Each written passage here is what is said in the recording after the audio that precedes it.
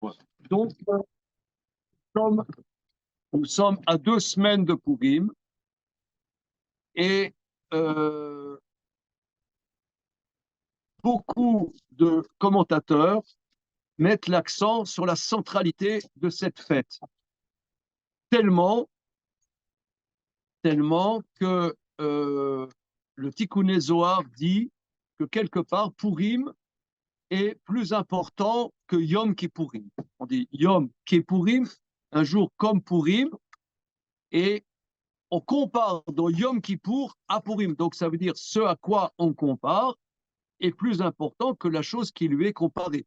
On dit un fils, il ressemble à son père, on ne dit pas que le père ressemble à son fils.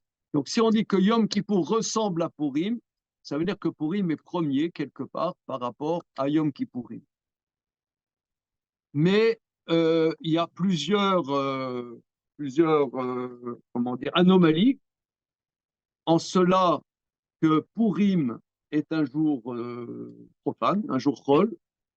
Alors cette année, en Chutz Laaretz, comment dire, enfin hors de Jérusalem, c'est dimanche, hein, et en France, c'est un jour chômé. En Israël, c'est pas du tout un jour chômé, mais en France, c'est un jour chômé. Donc, Purim, bon, c'est plus pratique, dirions-nous. Mais la majorité des années, c'est un jour Chol, ça peut être jeudi, mardi. Et ici, à Paris, euh, on ne sent pas l'ambiance dingue de Purim. Il y a quelqu'un, il est au 30e étage d'une tour de bureau à La Défense. À l'heure de la Séouda, il appelle un copain, les Chaïm, il prend sa canette et continue son boulot. Donc, pourquoi les sages n'ont-ils pas institué un interdit de travailler à Purim? D'ailleurs, on voit dans le rouleau d'Esther que quand il y a eu le miracle de Purim, la première année, c'est écrit dans les versets. Alors regardez, prenez, il y a des textes là.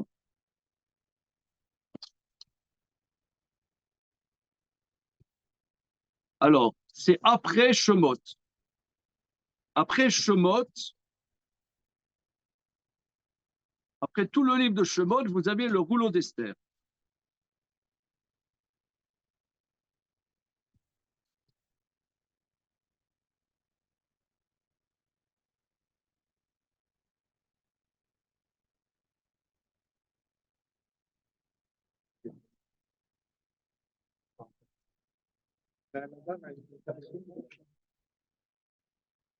Vous voulez une chaise?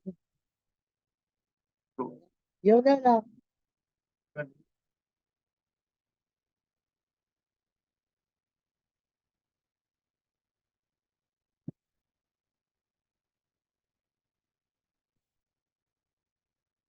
Regarde, c'est pas grave, c'est pas grave, tout va bien.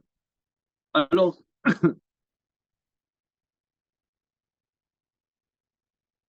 regardez dans le chapitre tête. Je peux vous aider ou demander à votre voisin, votre voisine de vous aider. Chapitre tête du rouleau d'Esther. Verset Yutet. Verset Yutet, chapitre 9, chapitre tête. Verset Yutet. Yutet, c'est 19. Alken Yehudim, Aperazim, Ayoshvim Bare Aperazot, Osim Etiot, Arba Asal, Chodesh Adar, Simcha Umishte, Veyom Tov, Umishloar Manot Ishleru. C'est pourquoi les Yehudim, alors déjà, le terme Yehudim est un terme très très important, ça veut dire les Juifs. Hein, en français, il faut prendre un texte, hein, là, c'est pas, on n'est pas sur YouTube, hein, on est en présentiel, hein, on bosse là. Hein. Monsieur, prendre un texte. Non, non, pas ça, pas ça. Ah, je vais te pas, je vais te. Tu sais lire l'hébreu? Oui, bien sûr. Voilà. Ça, on descend vers nous.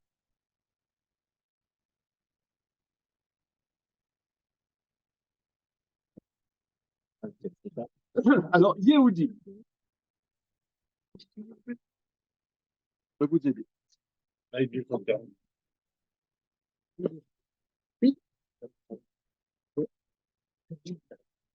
sais pas, je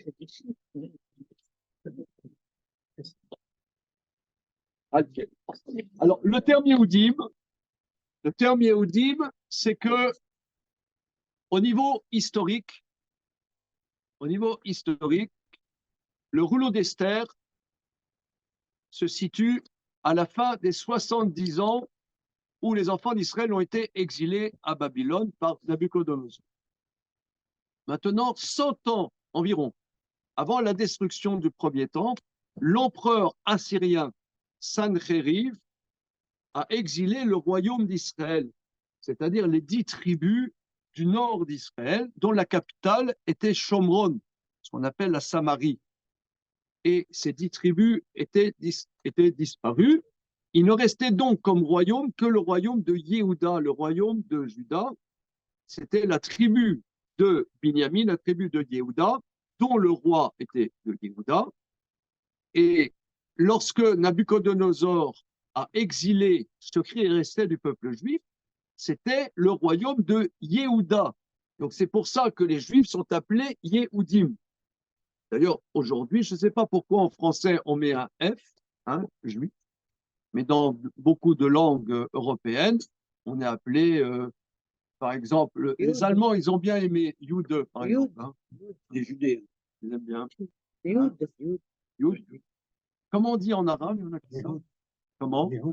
Yehud. Voilà, donc ça veut dire Yehuda. Hein. Ça veut dire Yehuda. Donc, on dit Alken à Yehudim. Vous regardez verset 19. C'est pourquoi à Yehudim, à Perazim, les Perazim qui habitent dans des villes ouvertes, pas comme la ville de Suse, dans des villes ouvertes, aussi Metiop Arba Asar les Chodesh Adar, qui font le 14 du mois de Hadar, Simcha ou Mishte, joie et festin, Veyom Tov, un jour de fête chômé, au Mishloar Manot Ish les Réou, et d'envoyer des parts chacun à son ami. Ah, alors ça, c'est ce qu'ils ont fait tout de suite, spontanément. Regardez le verset suivant. Vaïrtov Mordechai et Advarim Aele, Vaïshlar Sfarim El Kol HaYehudim Asher Bechol Medinot Ameler Achashverosh, Akrovim Ve Arechokim. Mordechai a écrit tout ce qui s'est passé. Il a envoyé des livres à tous les Yehudim qui se trouvent dans toutes les provinces du roi Assuérus, les provinces proches et lointaines.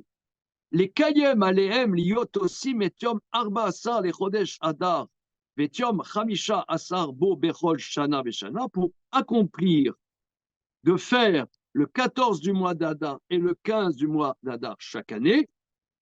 Kayamim Asher Nahu Baem a Yehudim Me Oivem, comme les jours où ils ont été tranquillisés, les ennemis de leurs ennemis.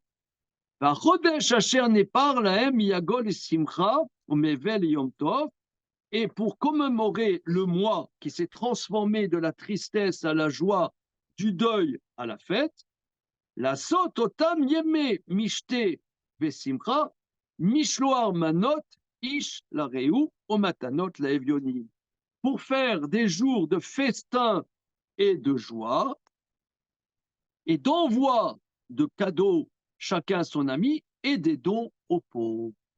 Donc, lorsque spontanément ils ont eu l'idée de faire Yom Tov, mais lorsque Mordechai a structuré la fête, il a enlevé Yom Tov et il a mis par contre Matanot Levionim, des dons pour les pauvres. Donc, donc dans l'institution finale des fêtes de Purim, il n'y a pas le fait que ce soit une fête chômée. C'est clair? C'est ce qu'on voit dans le verset. Maintenant, nos maîtres disent, c'est maîtres disent que toute personne qui travaille le jour de Purim, il ne voit pas siman bracha de ce qu'il a travaillé. Il ne voit pas de bénédiction de ce qu'il a travaillé. Alors, dis tout de suite, tu n'as pas le droit de travailler. Oui. Et non, tu as le droit, mais tu ne verras pas de bénédiction. Alors, c'est pas bien. Comment? Alors, c'est pas bien. C'est pas bien. Qu'est-ce qui n'est pas bien? Ben, travailler le jour de Alors, Purim. pourquoi ils ne disent pas que c'est interdit? Ouais. Hein? C'est ça qui n'est pas bien, je trouve. Hein? C'est pas, ça ne tient pas debout. Je veux dire, soit Oui, c'est c'est pas permis, logique. soit c'est interdit. Qu'est-ce que c'est pas bien? Je veux dire, C'est pas logique, oui. hein, n'est-ce pas? Oui. Alors, on est deux à ne pas comprendre. Alors, ouais, pourquoi c'est une fête donc ambiguë? Premièrement, c'est une fête ambiguë. D'un côté, on dit que c'est une fête fondamentale. Maïmonide dit, je vais vous le lire dans le texte. Alors, je pense que plusieurs d'entre vous, vous étiez à d'autres jours de préparation à Purim que nous organisons presque tous les ans. Donc, vous allez me dire, il se répète. J'étais l'année dernière, j'étais il y a 2 ans, il se répète. Alors, j'assume le fait que je me répète parce que, en vérité, tous les ans, il y a Purim. Vous pouvez dire aussi, à quoi ça sert de faire Purim? Je l'ai fait l'année dernière. Hein, Oui, dans ces cas-là, on peut dire ça on aussi. peut, hein, Oui, mais dans ces cas-là, on peut dire ça pour Pessar aussi. ben voilà, on l'a fait l'année dernière, ça va. On fait Donc, plus rien du tout alors, dans à ces quoi cas-là. donc, on le connaît. On l'a fait une fois, ça Ah, suffit. c'est vrai, hein? Oui. Alors, à quoi ça sert? À quoi ça sert? Alors, donc, ça veut dire que si nous, on a étudié ce sujet il y a un an, si nous, on a étudié ce sujet il y a 2 ans, pourquoi on le refait et pourquoi on refait la fête de Purim? Ça veut dire qu'à chaque étape de notre vie, on doit reprendre ce même sujet, on doit revivre, réintégrer, intérioriser de nouveau, selon ce que nous sommes aujourd'hui, cette même thématique. Ici, on n'est pas, si vous voulez, c'est ça la tradition juive. On n'est pas le message extraordinaire du judaïsme. Il n'y a pas de message. L'important, c'est que nous vivions la chose. Donc, même si les textes, on les connaît par cœur, les reprendre, c'est les réactualiser. Pas seulement réactualiser intellectuellement, mais réactualiser dans notre vécu. D'ailleurs, Amalek, le mot Amalek, et on dit que Aman est un descendant d'Amalek. J'ai vu que les kabbalistes disent que Amalek, c'est Am Malak. C'est un peuple Malak. Il fait la Melika. Qu'est-ce que c'est la Melika? La Melika, c'est au Beth Amikdash, le Khatat Ha'of, l'oiseau, quand il y a certains sacrifices qu'on amène, c'est des oiseaux, des tourterelles ou des colombes. Le Khatat Ha'of, le korban expiatoire de l'oiseau, le Kohen se laisse pousser l'ongle et coupe il ne coupe pas, il ne fait pas la shrita, mais avec son ongle, il coupe la nuque. Il sectionne la nuque et il sectionne la trachée artère. Certes, il va plus loin, il coupe aussi soit l'ésophage, soit la trachée, mais premièrement, le plus important, c'est qu'il sectionne la moelle épinière. Et c'est un peuple qui fait la melika. Les commentateurs expliquent parce que justement, la sainteté d'Israël, c'est la connexion entre la pensée et l'émotion, entre la pensée, le cœur et l'émotion. C'est intériorisé. Et Amalek, c'est celui qui s'attaque à Israël au niveau intellectuel d'abord. c'est l'intellectualisation des choses. Ça commence déjà par l'intellectualisation des choses. Couper, c'est faire la melika, c'est un peuple qui fait la melika, qui déconnecte, la pensée de l'émotion, du vécu, du vécu. En nous, en étudiant, même des choses que nous connaissons, on réintègre cette émotion, cette intériorisation, ce vécu à l'intérieur de la pensée. Donc Maïmonide dit, et je vais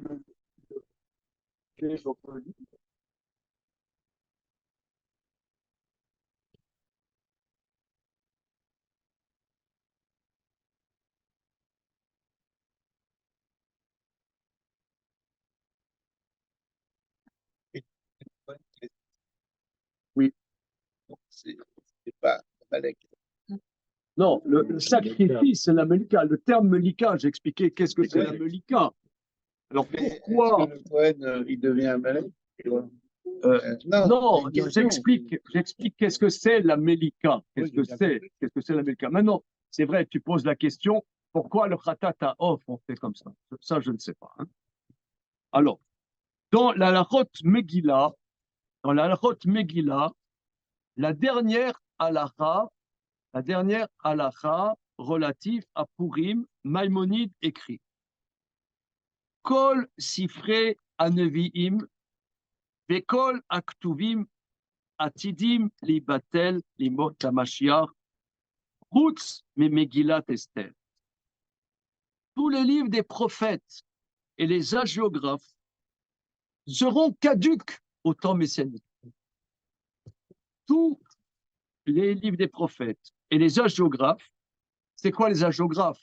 Par exemple, les psaumes de David, le livre de Job, voilà, Michelet, Shirachirim, etc. Tout ça, ça sera caduc au temps messianique, sauf le rouleau d'Esther.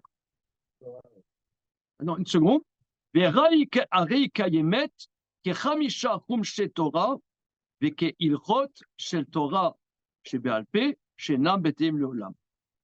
rouleau d'Esther est éternel, comme les 5 livres de la Torah, comme les lois orales de la Torah, qui ne sont jamais annulées.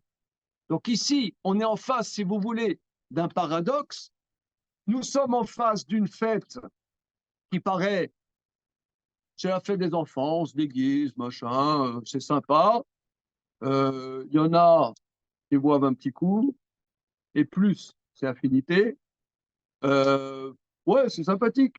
Eh bien, le rouleau d'Esther, Maïmonide nous dit qu'au temps messianique, tous les prophètes, c'est-à-dire le livre de Josué, le livre des rois, le livre de Samuel, les prophéties d'Isaïe, Ishaïaou, Yecheskel, Yirmiyahu, tout ça, ça sera plus intéressant, ça n'aura plus d'intérêt.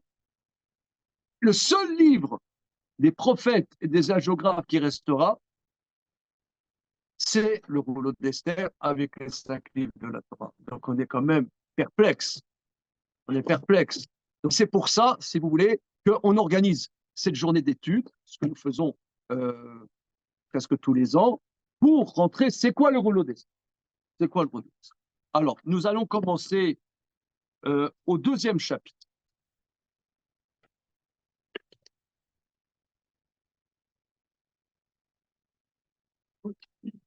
Là aussi, il est possible que certains ou certaines d'entre vous aient déjà entendu le ridouche que je vais proposer. Et je préviens, j'assume, mon but n'est pas de dire des trucs que vous allez dire waouh, waouh, ouais, c'est pas le but. Vous pouvez le dire, vous pouvez. Et c'est pas le but, c'est d'intérioriser justement de quoi parle le rouleau d'Esther. Alors, on va commencer au 2e chapitre, chapitre 8. Que se passe-t-il au chapitre Aleph, au 1er chapitre?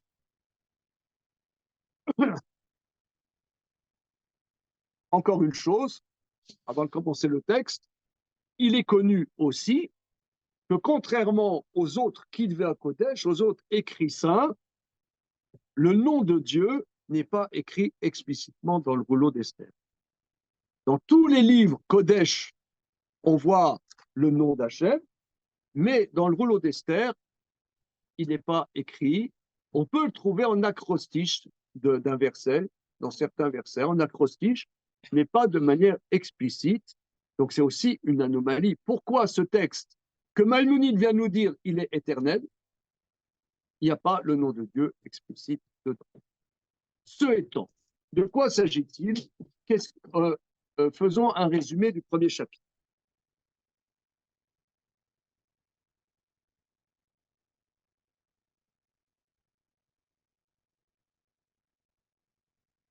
Le prophète Jérémie avait prophétisé que le temple va être détruit et que le peuple d'Israël, les Yéhoudim, vont être exilés par Nabuchodonosor. Alors, il fallait voir l'ambiance. C'était incroyable parce que le royaume de Judée était florissant. Il y avait le temple, il y avait un roi, tout marchait bien. Il arrive, sachez que tout va être détruit, qu'il va y avoir des massacres, que le temple va être détruit, on va être esclave dans un pays étranger. Il dit, mais de quoi tu parles? Espèce de prophète de malheur, qu'est-ce que nous fais? Tu nous fais des jérémiades. Voilà. Et d'ailleurs, le roi l'a jeté au cachot pendant des années. Il a été au cachot dans des fosses de purin. C'était terrible. Il a vécu des fosses de purin. C'était Tzidkiyahu. C'était terrible. Et il a écrit ce que nous lisons, le rouleau que nous lisons, les Lamentations de Jérémie, on lit le 9a. La première version a été brûlée par le roi. Il l'a écrite, il a donné au roi qu'il a brûlée. Il a brûlé. Il ne voulait pas l'entendre. C'était inaudible. D'ailleurs, quand Dieu lui a dit d'être prophète, il a dit, je ne veux pas. Je ne veux pas être prophète. Pourquoi tu m'appelles moi? C'est le premier chapitre de Jérémie. Il dit pourquoi? Et Dieu lui dit, quand tu étais dans le ventre de ta mère, je t'ai destiné pour ça. Je ne veux pas. Je ne veux pas, c'est trop dangereux. Je ne veux pas. Qui suis-je? Comme Moïse. Et Dieu l'a forcé à aller voir le roi, etc. C'est terrible, quelque chose de terrible. Ok. Donc il a dit 70 ans, le peuple juif va être exilé. 70 ans, le temple est détruit. Il va être reconstruit au bout de 70 ans. Alors les commentateurs expliquent. Ces 70 ans, à partir de quel moment on les compte? Alors Assuérus savait les prophéties de Jérémie. Les prophètes, de la même manière, si vous voulez, qu'aujourd'hui, ce qui se passe en Israël, tout le monde le sait. Ce qui se passe au Kirghizistan, vous savez qu'est-ce qui se passe actuellement au Kirghizistan? Personne ne sait. Hein? On s'en fout. Mais Bibi Netanyahou, il se gratte la tête comme ça, tout le monde le sait. Donc, à l'époque, c'était exactement la même chose. Un prophète disait quelque chose à Jérusalem, tout le monde le savait. C'était sur CNN, France Info, tous les réseaux sociaux. Tout le monde savait que Jérémie avait dit que 70 ans, au bout de 70 ans, le temple serait reconstruit. Donc Assuérus savait que le temple serait reconstruit au bout de 70 ans, mais d'après son compte, il a compté 70 ans à partir de l'exil du roi Yechania. Les 70 ans passent, et les 70 ans, d'après le calcul d'Assuérus, et à ce moment-là, c'était la 3e année de la prise de pouvoir d'Assuérus, parce que Assuérus a fait un coup d'État, il a évincé la dynastie qui lui a précédé, c'est la dynastie de Nabuchodonosor, il a pris donc le pouvoir, et la 3e année, il a pacifié tout son empire de 127 provinces, et au bout de la 3e année, il a fait un grand festin qui a duré combien de jours? Comment? 180 plus 7. 180, 180 plus 7. Il a fait un grand festin de 180 jours à Suse, la capitale. Où est-ce que c'est Suse, la capitale? Aujourd'hui? En Iran, qu'est-ce qu'il y a? Oui, c'est en Iran. Hein. C'est en Iran. Ouais, c'est en Iran actuel. Voilà. Il a créé, justement, à l'époque, pas seulement à l'époque, on peut le constater encore dans les générations modernes, que lorsqu'il y a un nouveau pouvoir, il crée une nouvelle capitale. Vous voyez, par exemple, au Brésil, quand il y a eu un Brésil qui a voulu être moderne, ils ont créé une nouvelle capitale, ça s'appelle Brasilia. Quand Atatürk a pris le pouvoir après la Première Guerre mondiale, il a créé une nouvelle capitale. C'est pas Istanbul, c'est Ankara. Donc à l'époque, c'était pareil. À l'époque, on crée une nouvelle capitale, c'est Shushan Abira. Voilà. Et au bout des 180 jours, c'était un roi très, très intelligent, suprêmement intelligent, un grand politique. Il a dit, pendant 180 jours, j'ai mis à la corvée les gens de Shushan, la capitale, il faut que je fasse quelque chose pour eux. Et il a fait un festin de 7 jours pour les gens, pour tout le monde de Shushan, Abira, etc. Le 7e jour, c'est écrit dans le verset, on peut regarder le verset, regardez.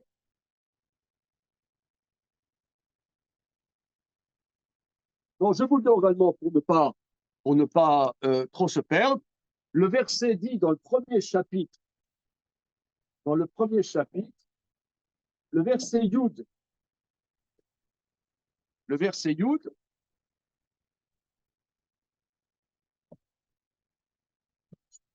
Vayom Hashvi, Ketov Lev Ameler Bayain, Amar les Meuman, Bista, Charbona, Bikta, Vavakta, Zeta, Vikarka, Shivat Asalsim, Hashem et Penameler, Leavi et Vashti Amaka, Lifne Ameler, Beketer Malchut, Larot Amim Vasarim, et Siopa, Kitovat Marei. Le 7e jour du festin de Suse, Assuérus, Ketov Lev Beyahin, le verset dit, une seconde, Ketov Lev Beyahin, le roi, le 7e jour, il était bien, il était content, il avait bu du vin, et la Gemara, dans le traité Megillah, explique que dans ce festin, chaque peuple disait, oui, il y avait des gens de tous les peuples, disaient, oui, oui, les gens, les filles de mon peuple sont les plus belles. Et il disait, voilà, et un Italien disait, les Italiennes sont les plus belles. L'autre, il disait, non, non, moi je viens d'Inde, les hindous sont les plus belles. Et lui, il a dit, non, non, ma femme, c'est une Babylonienne, les Babyloniennes, c'est les plus belles. Il a dit, amenez Vashti pour montrer que ma femme, c'est la plus belle. Et il a dit qu'elle vienne Beketer Malchut avec la couronne royale, vous savez tous. Donc là, c'est pour mettre l'ambiance du rouleau d'Esther, qu'on dirait un peu les contes des mille et une nuits. Il a dit de faire venir la reine avec la couronne royale. Que disent nos maîtres là-dessus, monsieur? Que la couronne royale. Ah oui, hein, vous comprenez, vous comprenez. Et le verset dit, Batemaen Amalka Vashti, elle a refusé de venir. Ouais, scrogneux. Hein.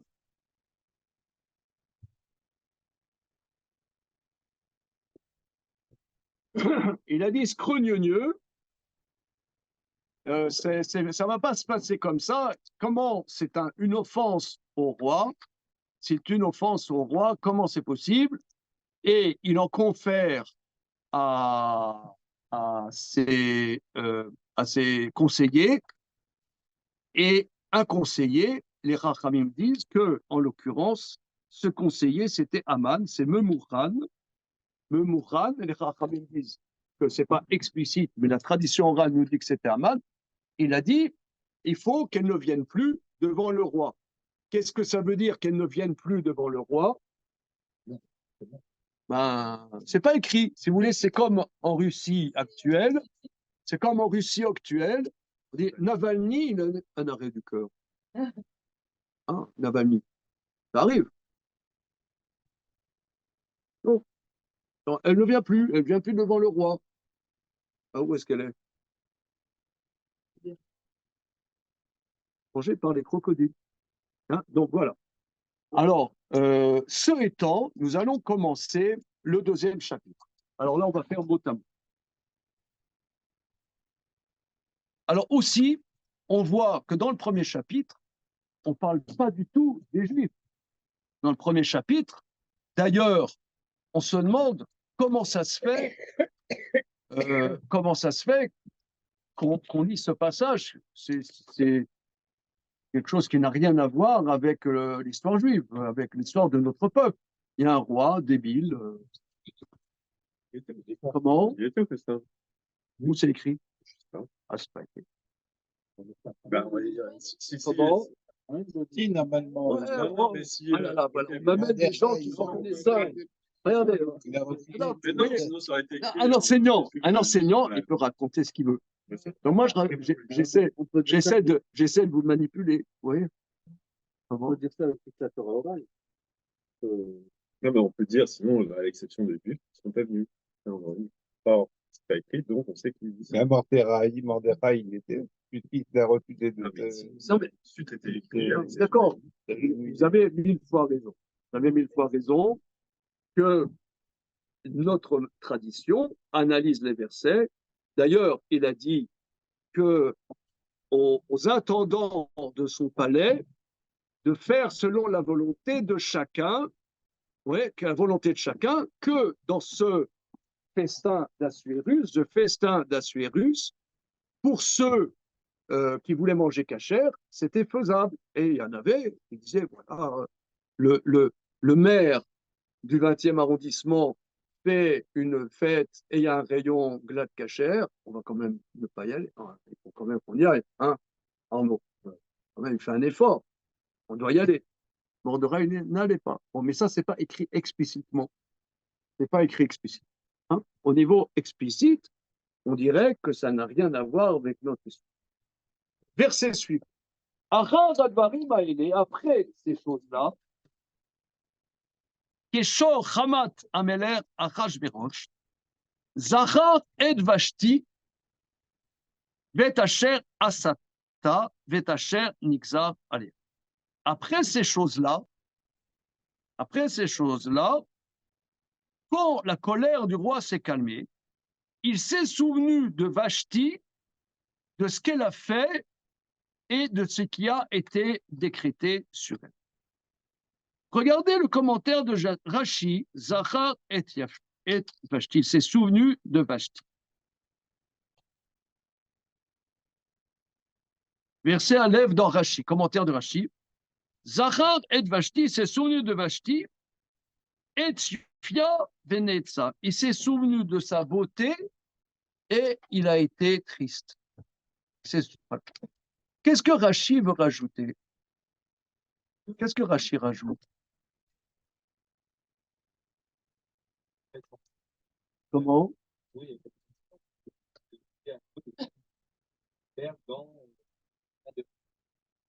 Très bien. Voilà. C'est très important ce que dit Yoran. Je reprends.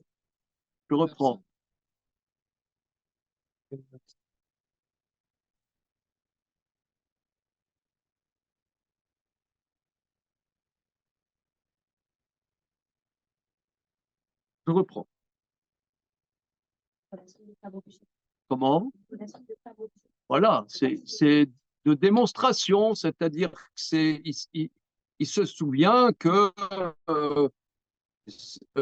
lui, en tant qu'empereur, il avait une femme exceptionnellement belle. En vérité, elle en tant que personnalité, c'est pas son problème. Donc Rachid met ça en exergue. Hein. C'est très important. Ah oui?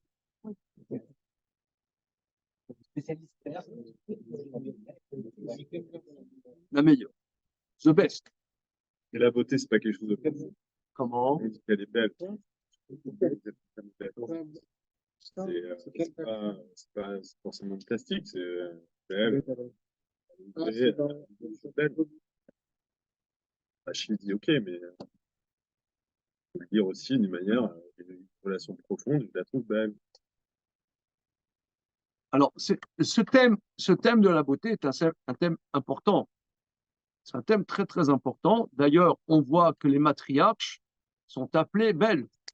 On voit que Sarah est appelée très belle.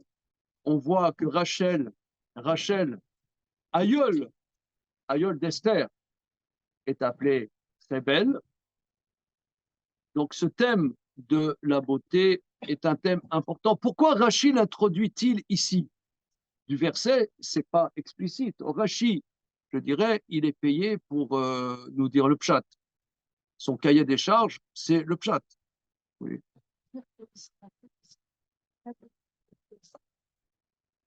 La seule raison,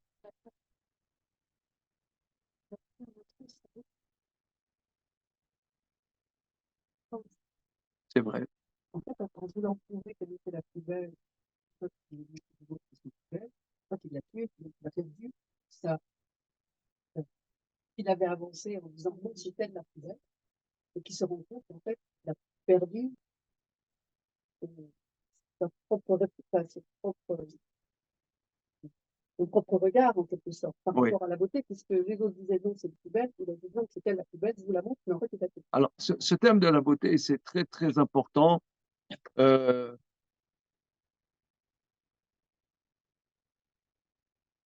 Chachamim disent, dans le traité Megillah, justement, qu'il y a eu 4 femmes exceptionnellement belles.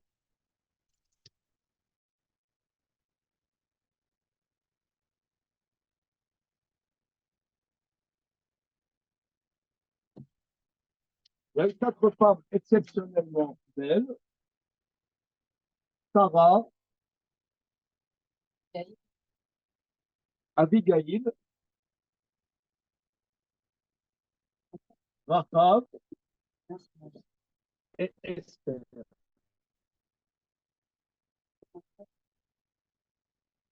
Alors, le passage nous dit qu'il y a eu 42 prophètes dans Israël et 8 prophétesses.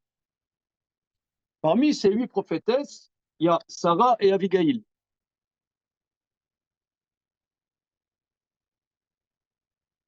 Le Maharal développe que la dimension de beauté et la dimension de prophétie voisinent. Il y a un rayonnement. Donc, ce n'est pas seulement, si vous voulez, des mensurations pour être Miss France. Il y a une dimension de rayonnement, de prophétie, c'est ce qu'on voit ici. Rachav, qui c'est Rachav? C'était la femme de José, c'est celle qui a sauvé le peuple au moment de l'aubergiste. Comment? Alors, il y a la version pour moins de 18 ans, une version pour plus que 18 ans. Oui, alors, les Chachamim disent que c'était une prostituée qui était à Jéricho, une cananéenne. C'était une non-juive, et c'était la prostituée numéro 1 et les Chachamim nous disent que pourquoi ensuite elle veut aider le peuple juif et que après justement elle s'est convertie, elle a sauvé les enfants d'Israël, elle s'est convertie. Et ce que vous dites, Myriam, c'est que après elle s'est convertie et elle est devenue la femme de Josué. C'est la mère de Non, pour le Jérémie. Ouais. Je m'abuse. Justement, on a parlé tout à l'heure de Jérémie, c'était l'aïeul du prophète Jérémie. Et comment ça se fait? Les sages disent, parce que comme elle était très très célèbre, etc., tous les roitelets avaient leur ronde serviette chez elle, et ils ont vu qu'ils étaient déprimés. Ils étaient déprimés, ils disaient pourquoi ça ne va pas? Ils disent oui, parce qu'il y a un peuple qui est sorti d'Égypte et nous, on n'est plus rien du tout. Ils n'avaient pas le moral. Elle dit, mais non, ça va, machin, mais pourquoi t'as pas le moral? Donc, elle a compris qu'il se passait quelque chose et elle a aidé les enfants d'Israël et elle s'est convertie. Donc, Rahab était donc l'aïeul du prophète Jérémie. Voilà, et Esther. Esther, on voit, on ne dit pas qu'elle était prophétesse, mais on dit qu'elle avait roi Hakodesh. Les Chachamim disent, non, je ne suis pas d'accord, Esther, ce n'était pas la plus belle, c'était Vashti.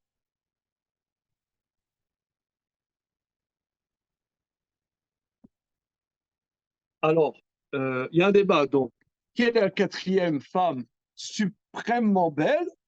Dit c'est Vashti. Mais Vashti, les sages disent, Rachi relève, pourquoi Vashti, le septième jour du festin, finalement, elle a été exécutée parce que elle faisait travailler les filles d'Israël, Shabbat et nu. Et elle était très, très dépravée. Donc, si vous voulez, ici, quand nos maîtres disent que ces quatre femmes, finalement, soit c'est des prophétesses, soit elles ont roi à Kodesh, ils disent non, non, non, non, c'est pas, Esther, elle n'était pas belle, la preuve, elle était un peu, elle était blafarde, quand on dit Irak roquette, et Harmis, elle était blafarde, mais donc, c'est qui? C'est Vashti. Ça veut dire qu'on est dans un exil où la dimension de beauté, si vous voulez, c'est vrai, tu as raison Arnaud, fondamentalement dans notre tradition, la beauté est liée à un éclat spirituel et un rayonnement. C'est même, les Rachamim disent, le Maharal le relève, que les enfants d'Israël dans la ville de Béthar étaient suprêmement beaux. Pourquoi suprêmement beaux? C'est l'éclat de l'intelligence, la beauté. Mais avec l'exil, on a perdu tout ça. La beauté, c'est devenu quelque chose qui est la dépravation. Donc Vashti, c'était, si vous voulez, le parangon de la dépravation. Et ce que dit Yoran, je pense, c'est ça ce que Rachid dit, qu'il s'est souvenu de la beauté, ça veut dire, ça montre ce côté superficiel, ce côté euh,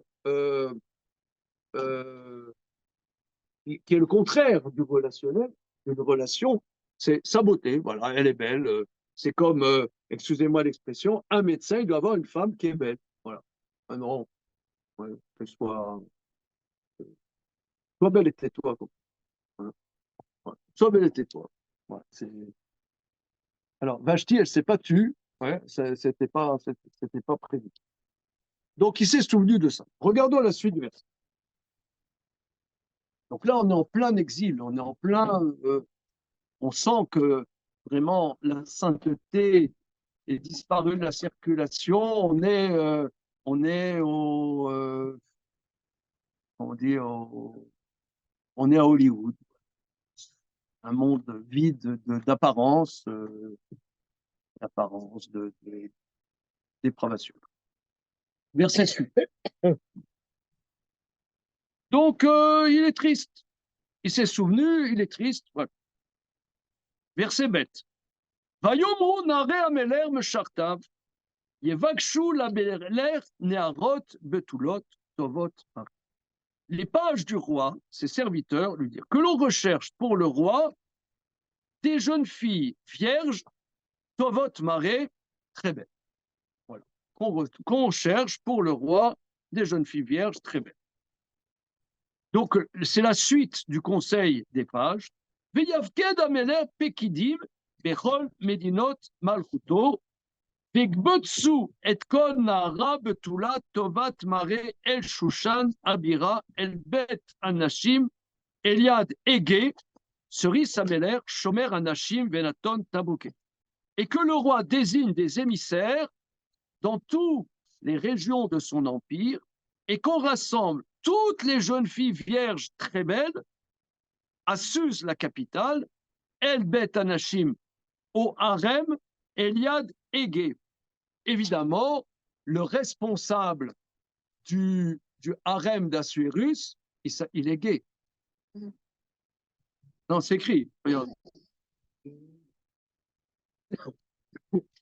C'est écrit dans le verset, non?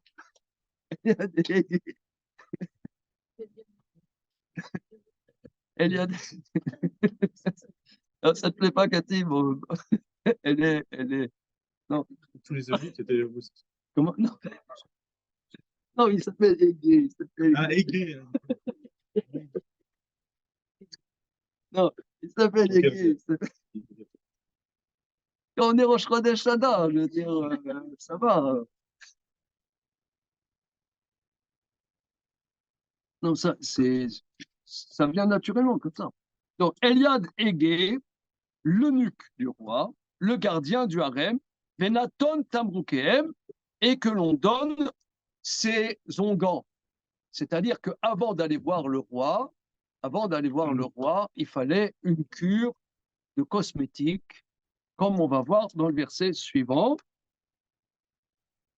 Voilà.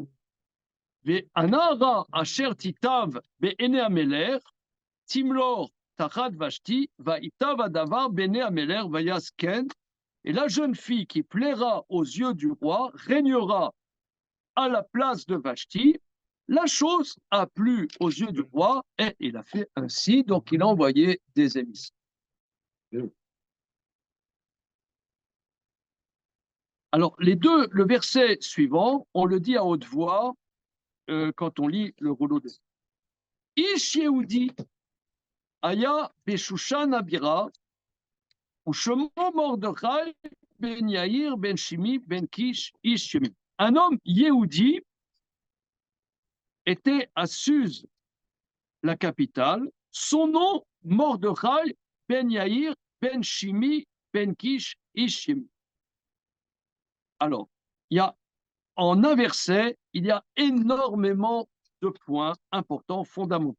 Un homme Yehudi se trouvait à Suse, la capitale. Shemo Mordechai, son nom c'est Mordechai. Nous savons que lorsqu'on dit son nom c'est un tel, c'est que c'est un tzaddik. Quand on dit un tel son nom, c'est un rachat. Why? Pourquoi? Eric, allez bosse un peu là. Par exemple, on voit le Midrash, là, le Midrash le dit le Midrash, il y a un grand Midrash Rabbah, Esther Rabbah, très développé, qui fait toute la liste. On voit par exemple que les tzadikim, leur nom leur précède. Shemo Kodem Lahem. Et ils ressemblent à Dieu. On dit au Shemi Hashem Lo Nodati Lahem, au début de Parashat Vaera, mon nom Yodke Vavke, je ne l'aurais pas fait connaître. Au Shemi Hashem. Par contre, les Rechaïm, par exemple, on va le voir dans la suite, il y avait un héros chez les Philistins, c'est écrit Goliath Shemou. Goliath Shemou. Et d'ailleurs, on voit au début du rouleau d'Esther, mais bon, comme c'est un peu plus complexe, je le passe, on dit ou Achashverosh, c'est lui Achashverosh. Ou Achashverosh, c'est dans la même dimension, c'est lui Achashverosh. On ne dit pas Shemo Achashverosh, c'est Achashverosh.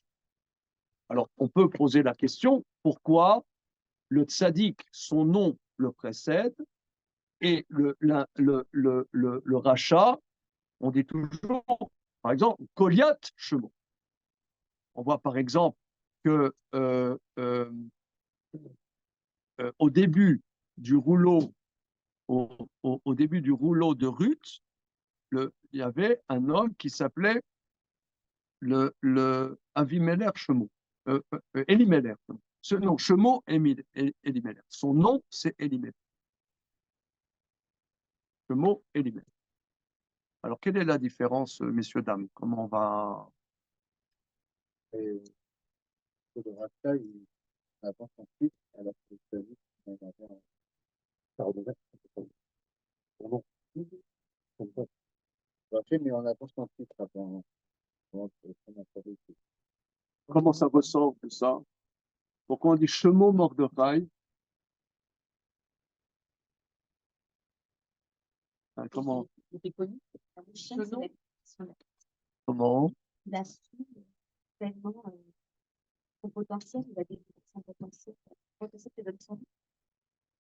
Il était connu. Puisqu'on parle d'un verset, je vais redire d'Esther, mais c'est pas pour ça. Par exemple, quand on voit les versions de Vashti, il y a un moment Vashti à Mada, il y a un moment Vashti. Absolument. Esther, pareil. Au début, elle est tout à fait passive, Esther, et ensuite, c'est à la fin, Esther, quand elle prend le décision. Et la place de son titre et de son nom, ça aussi, c'est Évidemment. Non, parce que le Mishnah qui dit aussi, le plus important, c'est d'avoir un bon nom. Ouais, mais c'est quoi? Ça veut dire que ouais, ce schéma, ça veut dire qu'il a une bonne raison. Parce qu'on en avant quand même. très connu. Parce que c'est un schéma. Parce que le chemin, ça fait faire référence au nom. C'est ce que tu dis comme madame, là. C'est à peu près la même chose. Non, non, c'est bien. Non, c'est ce qu'il est réellement. Son nom, c'est son intériorité, il est quelqu'un. Donc, Je parlais pas du nom. Son nom, c'est César. Je parlais du nom de la personne qui apparaît là, à l'écran. Ah, au chemo absolu. Chemo, ah, c'est pas une idée.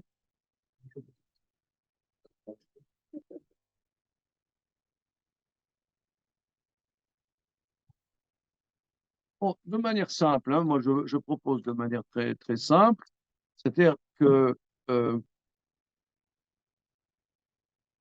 nom, en vérité, c'est pas la personne. Le nom, c'est-à-dire, moi je t'appelle Ariel. Hein? Je t'appelle Ariel. Ariel, ça te représente. Mais toi, c'est pas que ton nom. C'est une manière d'avoir une relation avec toi. Et toi, à la limite, tu es ce que tu es. Tu transcendes ton nom. Comme on voit par exemple Tadé Tzadikim, on voit que Moshe il avait 7 noms, que Yétro avait 7 noms. C'est-à-dire c'est cette manière de l'aborder, mais lui-même, il n'est pas que le nom.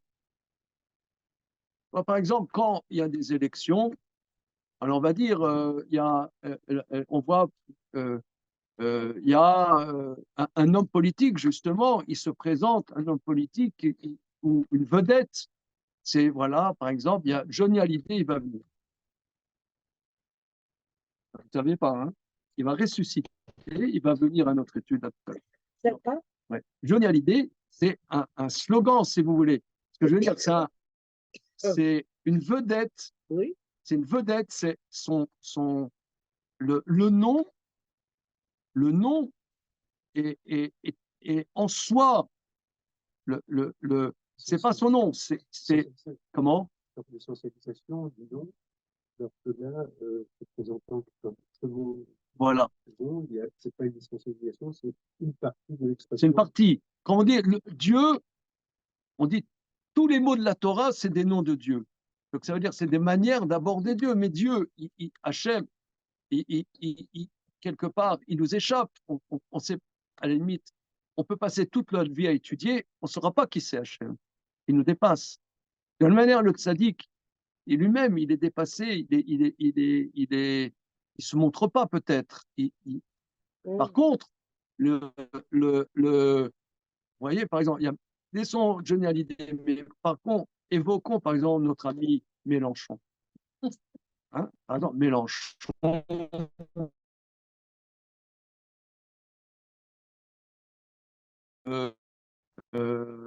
Comment dire, le défenseur de la veuve et de l'orphelin, c'est l'homme qui a vraiment. Donc, rien que son nom épuise. Et son nom, c'est tout un programme. Lui-même, en vérité, peut-être fou de ce qu'il proclame. Il y a son nom, voilà. Comme de même Goliath. Voilà, Goliath, il va attaquer les enfants d'Israël.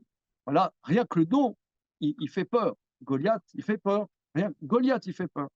Donc c'est Goliath, tout est dans Goliath. Voilà, tout est inclus dans Goliath. Je propose, hein, je n'ai pas vu de corriger. Je propose. Voilà.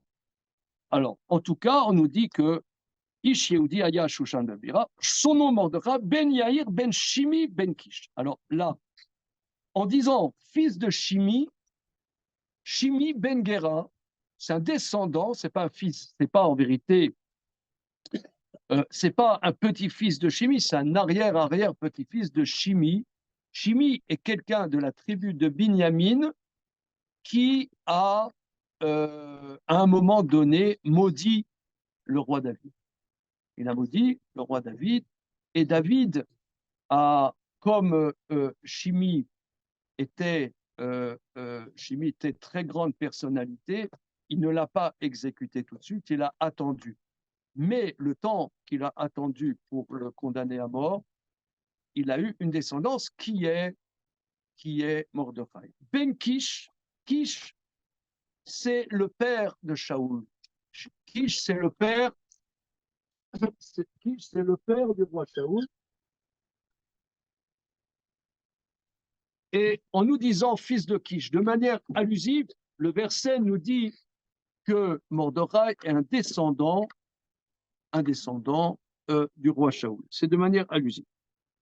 Alors, Ishemini, un homme de Binyamin.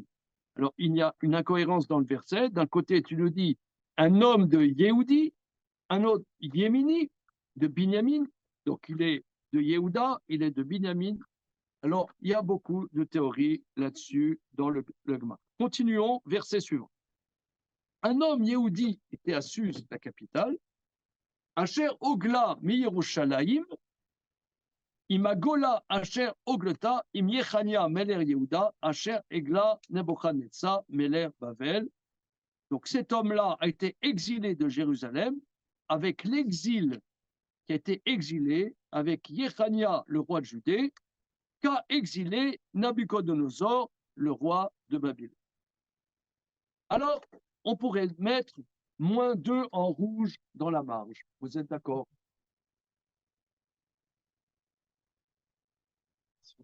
Édition. Hein? L'auteur, moi, on m'a dit, il faut enrichir son vocabulaire. Quand j'étais à l'école, j'étais un peu à l'école, le peu que j'étais à l'école, j'ai appris que quand on écrit, il faut varier son vocabulaire. Or là, l'auteur, en le cas Mordechai et Esther, ont écrit 4 fois a été exilé.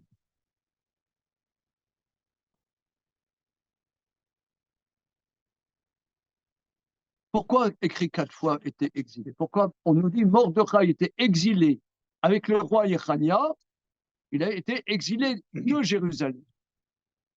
Alors je propose de dire, on voit souvent 4 dans notre tradition. Par exemple, le soir du Seder, il y a les 4 fils. Les 4 fils, on dit aussi qu'à la sortie d'Égypte, il y a Arba le Shonot, les 4 langages de Géoula. On voit souvent 4. 4, ça représente les 4 lettres du tétragramme. 4, c'est 4 lettres du tétragramme.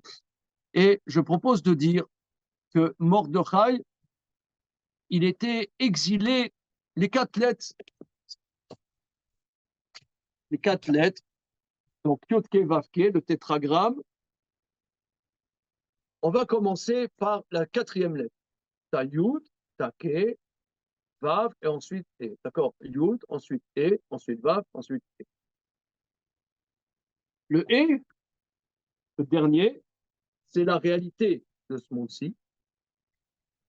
Et on remonte le Yud, on remonte, la première lettre, c'est le Yud, et on dit que les 10 sphirotes, c'est-à-dire les 10 sphères d'émanation de l'infini de Dieu, s'expriment dans le tétragramme, ce qu'on appelle les 10 sphirotes. Maintenant, vous pouvez voir le dernier E, c'est ce qu'on appelle, c'est la dimension de la royauté, Malchut.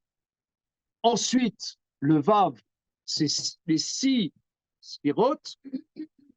Le E, c'est ce qu'on appelle Bina. Le Yud, c'est ce qu'on appelle Chochma. Alors, ça fait 9, ça ne fait pas 10. Mais le Yud, vous avez la pointe. La pointe du Yud, c'est ce qu'on appelle la première sphira qui s'appelle Keter, c'est-à-dire la dimension supérieure qui touche quelque part à l'infini de Dieu. Alors j'aimerais dire, de la même manière que Mordechai, il a vécu, quand il arrivait à Babylone, il venait de Jérusalem avec Yechania, qui était un roi cachère.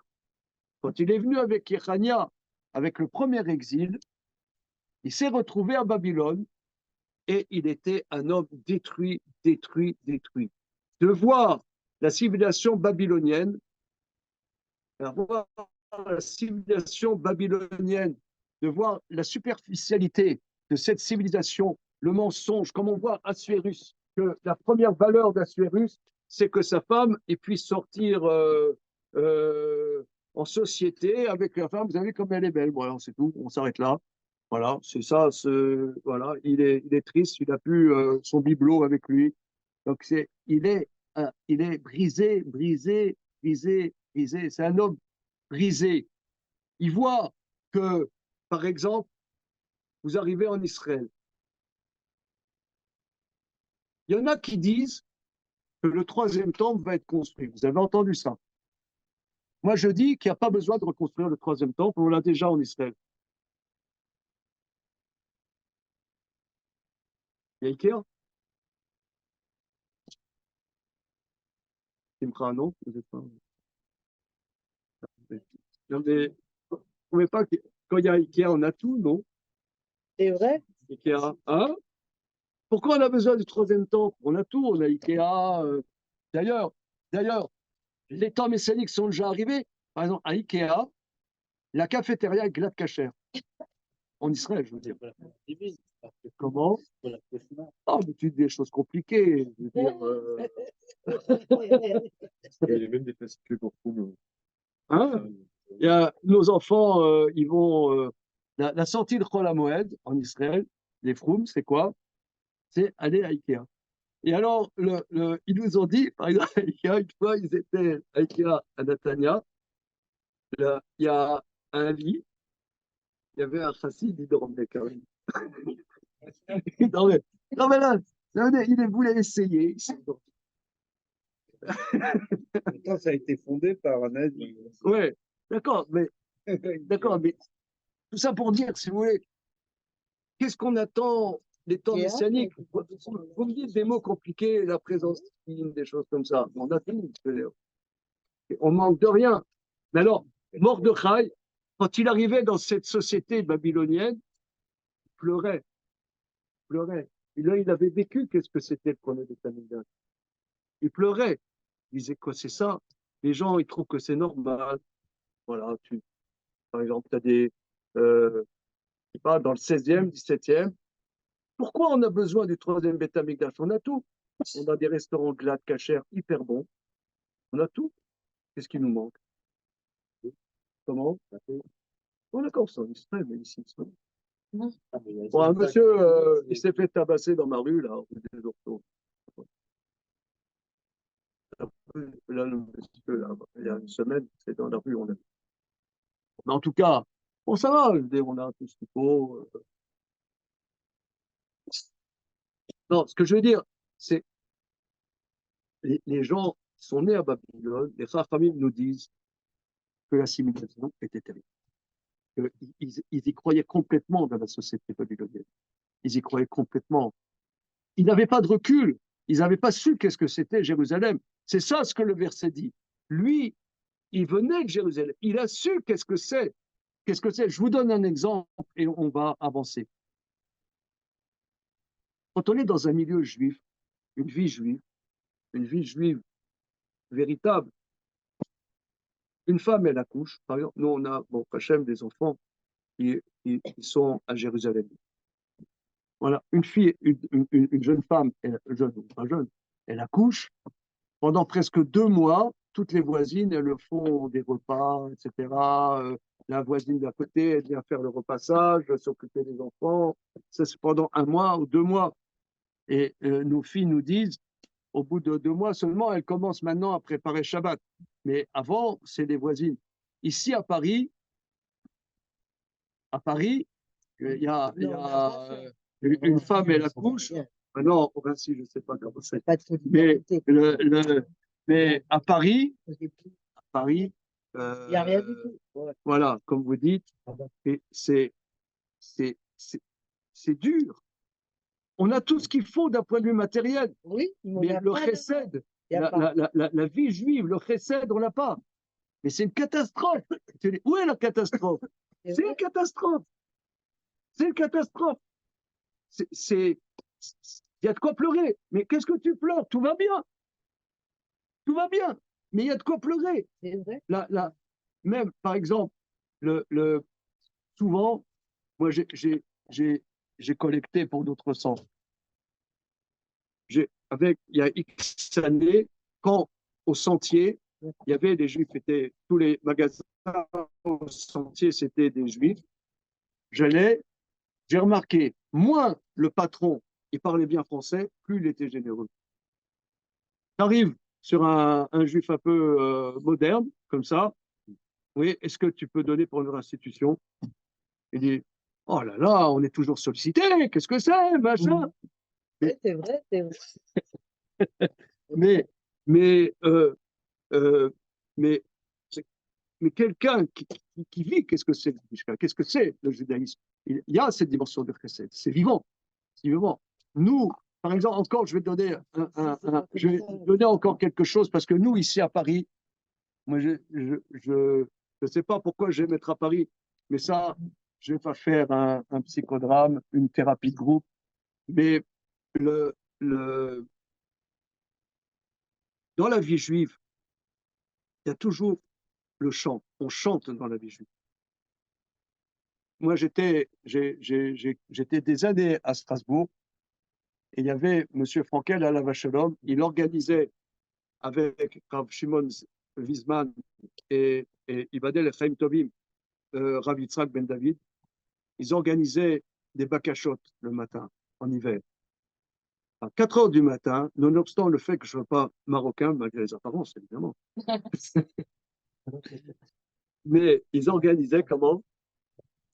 Shabbat matin, à 4 heures du matin, ils organisaient, on se levait, on est à terre, la montre, on chantait pendant 10 heures. Ça, ils m'ont dit qu'à Meknes, c'était comme ça. Des heures, ils chantaient les Shabbats d'hiver. Mais là, ici à Paris, tu peux crever. Oui, Tu c'est vrai. crèves, Tu crèves. tu crèves, tu crèves. Mhm. Les chassidim, il y a M. Frankel à la Vachelom. M. Frankel à la Vachelom, lui, qui est un juif alsacien, il a vécu au Maroc. Et c'est lui, il est devenu spécialiste mondial à l'époque du chant judéo-andalou. Et pas seulement du chant judéo-andalou, aussi des chants chabad. Et M. Frankel, il nous faisait tu as connu M. Frankel? Oui, il nous faisait des correspondances entre des chants chassidiques et des chants judéo-andalous. Et dans la tradition du chant judéo-andalou, qui a été pris après par les Arabes, mais même les Arabes, nous disait-il, M. Frankel nous disait que les Arabes eux-mêmes, spécialistes du chant andalou, disent qu'il y a 12 modes dans le chant judéo-andalou. Ces 12 modes viennent, lorsque Moshe Rabbeinu a frappé le rocher, il y a eu 12 sources qui correspondent aux 12 tribus et aux 12 modes du chant judéo-andalou. Donc le chant fait partie intégrante de notre tradition. Mais là, ici, on est ici à Paris, on est orthodoxe, ultra-orthodoxe, on mange glatte, tout ce que vous voulez. Mais l'idée de vivre le chant qui fait partie de la vie juive, on n'a même pas l'idée, même pas l'idée. Alors c'est ça ce que le verset dit. Mordechai, il arrive à Babylone, il dit, mais qu'est-ce que c'est que cette vie de nul? Il pleure, on est mort. Qu'est-ce que c'est? On est mort. Mais genre, non, tout va bien. Tout va bien. On lit ActuJ, je suis abonné à ActuJ, tout va bien. Ouais, même, je regarde même yeshiva.com, les cours de Rav Zizek, tout va bien. Tout va bien. Non, c'est une catastrophe. Quelle catastrophe? Catastrophe? C'est une catastrophe. Mais où est la catastrophe? On est mort. On est mort. Tout va bien. On a pris des vitamines ce matin, on n'est pas mort. Voilà. C'est ça ce que je propose de ce que dit le verset. On continue, si vous le voulez. Verset Zayin. Vayi omen et Hadassa, I Esther, bat dodo, qui est là, avaem, ve'anara yefat toar, ve'tovat mare, ou bemot avia ve'ima le kacha Mordechai lo lepat. Verset Zayin, il était le tuteur de Hadassa, qui est Esther, bat dodo, la fille de son oncle. Qu'est-ce que ça veut dire, la fille de son oncle? Comment? Sa cousine. Alors ça, là, tout le monde dit que c'était sa nièce. J'attends l'explication parce que le verset dit que c'est sa cousine. Voilà. Donc c'était le tuteur de Esther, qui est la fille de son oncle, qui elle là avaim. Pourquoi il est tuteur? Parce qu'elle n'a pas de père et de mère. La jeune fille est très belle et de belle apparence. Alors, c'est deux choses. Et là, les sages disent c'est-à-dire qu'elle a des traits très beaux, des traits du visage qui sont très beaux. Agréable à voir, parce qu'elle peut être belle, mais pas forcément agréable à voir. Elle est agréable à voir. Alors, ça, c'est très important parce que cette expression, on trouve cette expression au sujet de Rachel, qui est l'aïeul d'Esther. Dans le peuple juif, il y a les enfants de Léa et les enfants de Rachel. On voit souvent au sujet des enfants de Rachel, Yosef aussi, il est très beau, Yosef est très beau. Et ici, on voit au sujet d'Esther, descendante de Binyamin, qu'elle a les qualités de Rachel, son aïeul. Oui, elle est belle et elle a du charisme. Et à la mort, comment? C'est-à-dire?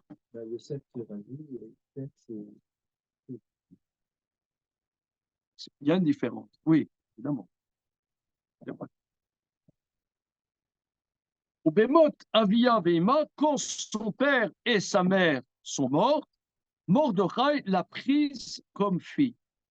Alors ici, on a dit qu'il était tuteur, maintenant il l'a prise comme fille. Qu'est-ce que ça veut dire? Rashi explique, regardez le commentaire de Rashi.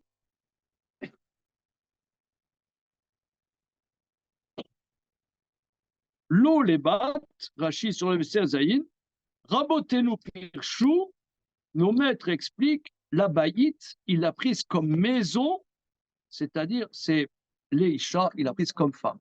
C'est-à-dire que, de manière allusive, le verset nous dit, la prise, c'est un langage de Kiddushin. Pourquoi n'est-ce pas écrit explicitement que Esther était la femme de Mordechai? Parce que si on dit qu'Esther, c'est la femme de Mordechai, comme on va voir dans la suite, ça va créer beaucoup de problèmes. Comment? Des incidences halakhiques majeures qui sont traitées dans plusieurs endroits dans le Talmud.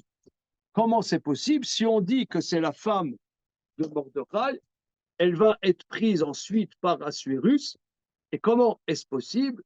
On sait que pour les interdits d'adultère ou les interdits d'inceste, on doit laisser notre vie plutôt que transgresser. Donc là, comment ça se fait? Donc c'est pour ça que de manière allusive, le verset dit que Esther était la fille. Elle a prise. Et prise, c'est un langage de Kiddushin, de mariage, comme fille. Et évidemment, elle n'est pas. On regarde la suite. Alors aussi, on dit Hadassa i Esther. Hadassa, c'est Esther. Alors on ne comprend pas. C'est quoi son nom? Et aussi ici, si vous voulez, toute une question de nom. On joue à cache-cache dans ce rouleau. C'est quoi le nom? C'est quoi son nom? C'est Esther? C'est Hadassa? Comment vous proposez là? Comment? Voilà, c'est ça. Comme par exemple, moi je m'appelle Gérard Abraham. Voilà, c'est-à-dire Esther, c'est son nom. Esther, c'est son nom français. Et Hadassah, c'est son nom hébreu, quoi, hein, comme nous, quoi. Ça s'appelle,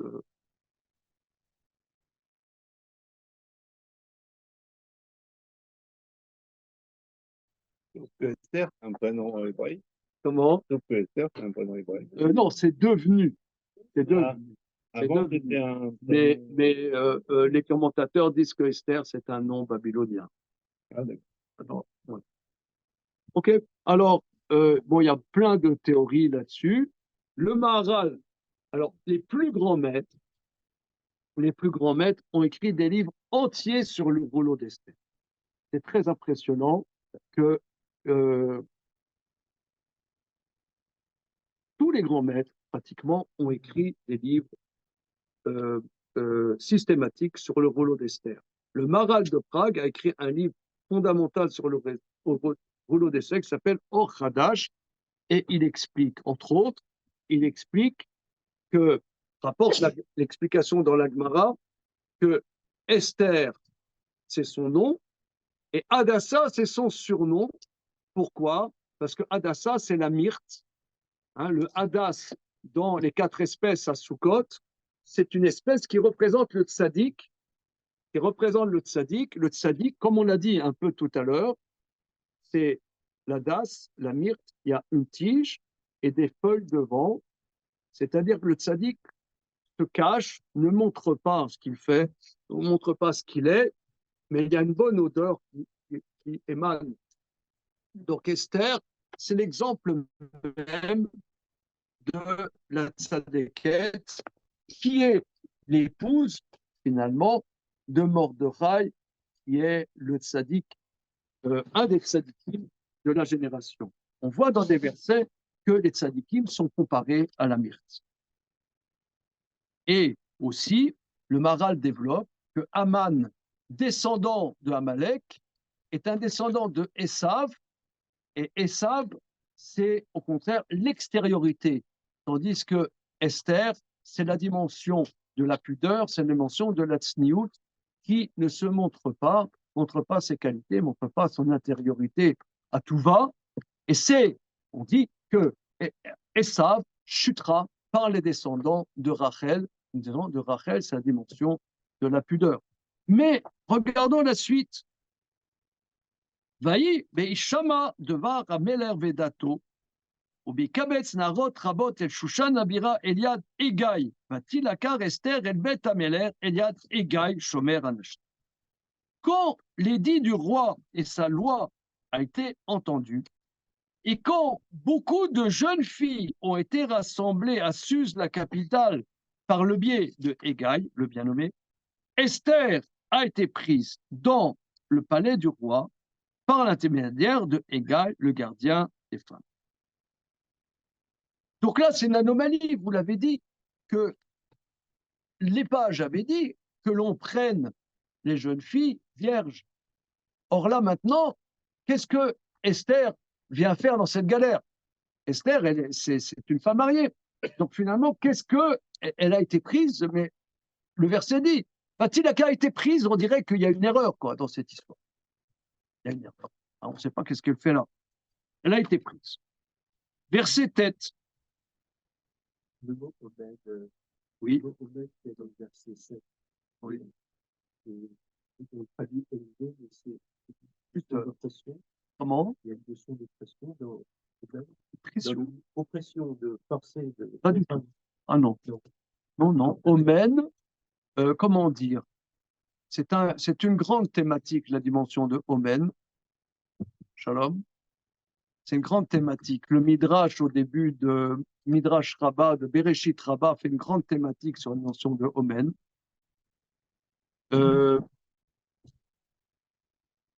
On voit que Moshe Rabbeinu, il dit, est-ce qu'il faut que je m'occupe des enfants d'Israël comme le Omen qui s'occupe du bébé? Au contraire, c'est la dimension d'affection. Le Omen, c'est celui qui vit avec, qui se soucie du bienfait. C'est ça le Omen.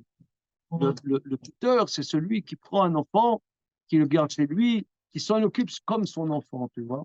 C'est ça ce que Moshe Rabbeinu dit. Est-ce qu'il faut que je sois comme un omen pour ce peuple? Voilà. Regardons la suite. Donc, elle est prise de manière, on ne sait pas pourquoi, elle est prise dans le harem. Verset tête. Vatita vanara be'enav, vatisa chesem lefanav, vayivael et amrukeav, ve'anotea latet la, ve'tsheva ne'arot arot latet la mibet abeler, ve'shta ne'arim. Et Myriam, vous avez dit qu'il a du charisme. Effectivement, ici, on voit que Esther, comme son arrière-cousin Yosef, elle arrive quelque part, tout le monde là, comme on dit en français, à la bonne. Tout le monde est subjugué par Esther. Et là, le gardien du harem, est subjugué par la personnalité d'Esther et il la favorise. Il lui donne 7 jeunes filles pour s'occuper d'elle. Les Chachamim nous disent que comme elle était dans le palais chez les Goïms, elle ne savait pas quand est-ce que c'était Shabbat. Donc elle avait une jeune fille de compagnie pour le dimanche, jeune fille de compagnie pour le lundi, jeune fille, et le samedi, elle avait une jeune fille de compagnie. Comme ça, elle savait quand est-ce que c'était Shabbat. Donc, elle avait demandé certains aliments et il lui a donné manotéa, ces plats qu'elle demandait, ce qu'elle demandait, eh bien, il lui servait. Alors, vous savez que ça, Esther, vous savez que Racine a fait une pièce qui s'appelle Esther. Alors,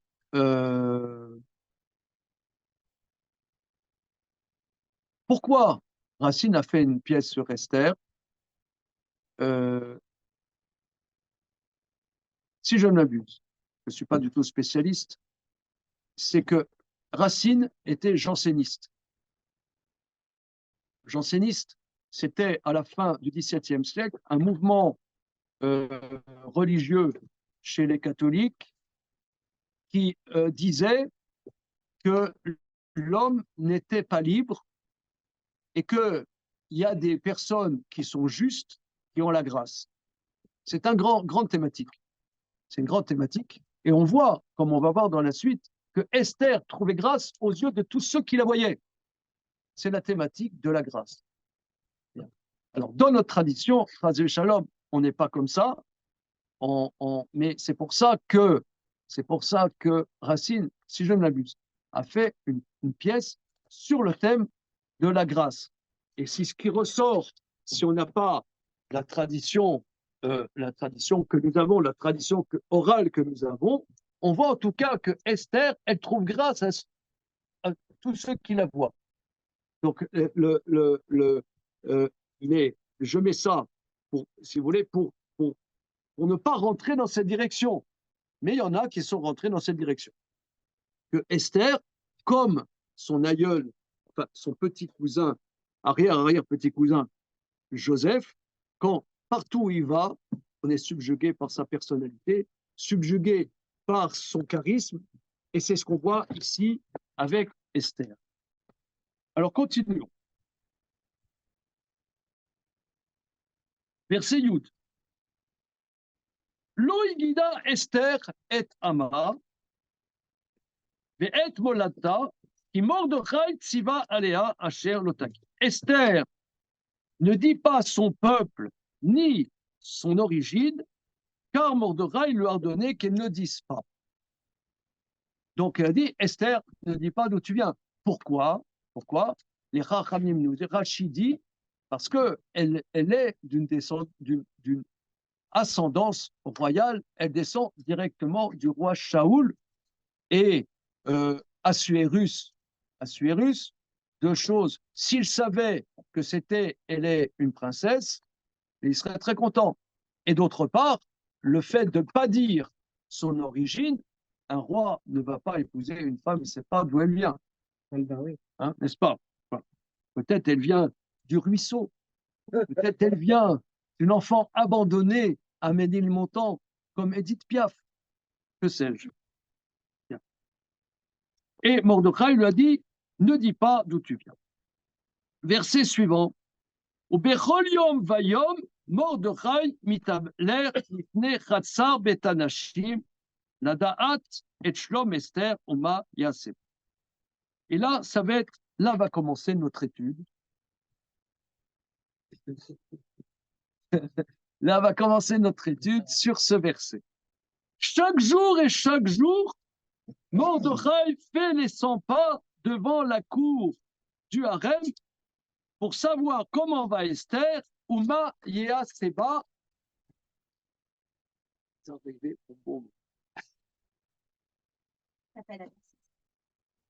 Uma Yea Seba, qu'est-ce qui va être fait par elle?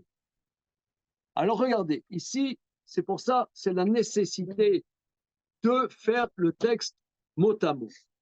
Donc chaque jour, Mordechai fait les 100 pas pour savoir comment va Esther, Uma Yea Seba. J'écris Uma Yea Seba. Qu'est-ce qui va être fait par elle? Qu'est-ce qui va être fait en elle? Par elle, en elle. Alors, est-ce que vous voyez l'anomalie du verset? Est-ce que vous sentez l'anomalie du verset? Tu sens le truc? Tu sens pas le truc? Tu n'as pas senti que ça ne va pas? C'est le bas. Ouais, bah, bon, ça va. Il y a sa femme, on vient de voir, elle est prise dans le harem de Sinwar. Comment il s'appelle, Sinwar? Ouais. Ouais, elle est prise dans le harem de Sinwar. C'est pas mauvais. Stinkt, en yiddish, on dit. Hein? Ça sent mauvais. D'accord, alors, Esther, comment tu vas? Comment ça va? Comment tu vas, Esther? Bon, ok, ça va, Esther? Ok. Donc, tous les jours, il veut savoir comment va sa femme. Elle est prise, je sais pas moi, dans le harem du chef là, de la Corée du Nord. Il a ses entrées, quoi. Comment? Il a ses entrées. Il arrive, il rentre librement dans la... Ouais, d'accord. Ça va. Disons, mais elle est dans le harem on a vu, de quelqu'un. Il a envoyé sa femme au crocodile pour des bêtises, pour des. Comment tu vas? Comment tu vas? Ou Maya Seba, est-ce qu'on peut mettre en exergue ces mots? Maya Seba. Comment? Mais traduisons bien. Comment? Qu'est-ce qui aura fait d'elle? Qu'est-ce qui aura fait en elle? Que va-t-elle devenir? Non, non. Comment?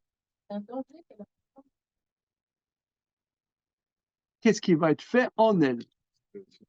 On regarde la Il est pour faire.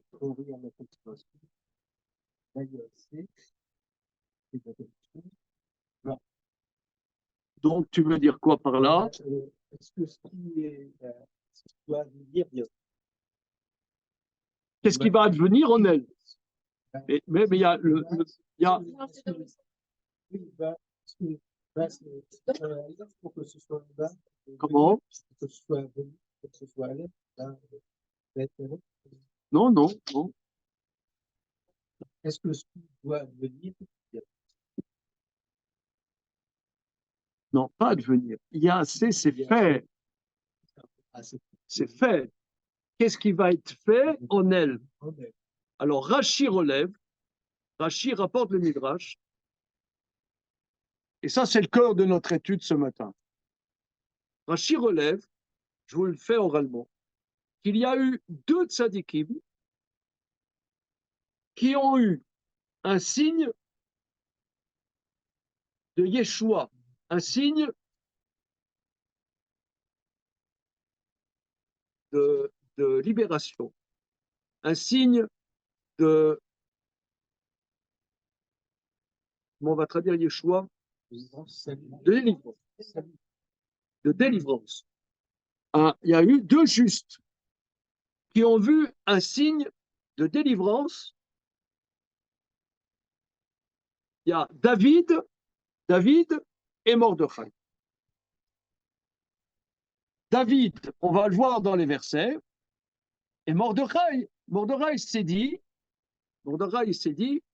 mais comment est-ce possible que ma femme, qui est une sadéquette, comment est-il possible qu'elle soit prise dans la couche de ce rachat absolu? C'est sûr que ce n'est pas normal. C'est sûr qu'une délivrance va venir, par elle. Or, on a vu, et ça c'est la vertu de faire verset par verset, jusqu'à maintenant, Aman, il n'a rien fait. Il n'y a pas de décret anti-juif. Il n'y a pas de danger. Il n'y a rien. Donc, quelle délivrance il y a? Quelle délivrance il y a? Il n'y a pas de délivrance. Il n'y a pas de danger. Donc, alors, il y a deux justes qui ont vu un signe de Yeshua, de délivrance. David et Mordechai. Alors, David, qu'est-ce qui s'est passé? Je vous passe une photocopie. Alors, j'en ai fait pas trop. Vous regardez sur le voisin, sur la voisine. Alors, c'est dans Shmuel Aleph, chapitre 17, chapitre Yud-Zet.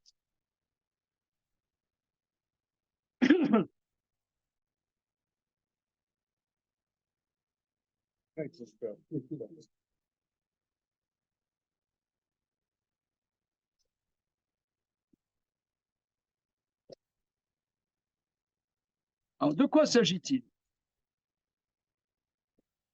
David, c'est le roi David. À l'époque, il a été nommé clandestinement roi. Il a été nommé clandestinement roi par le prophète Shmuel.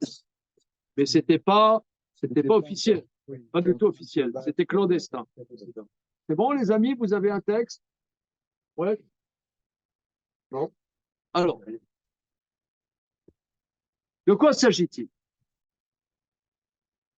Il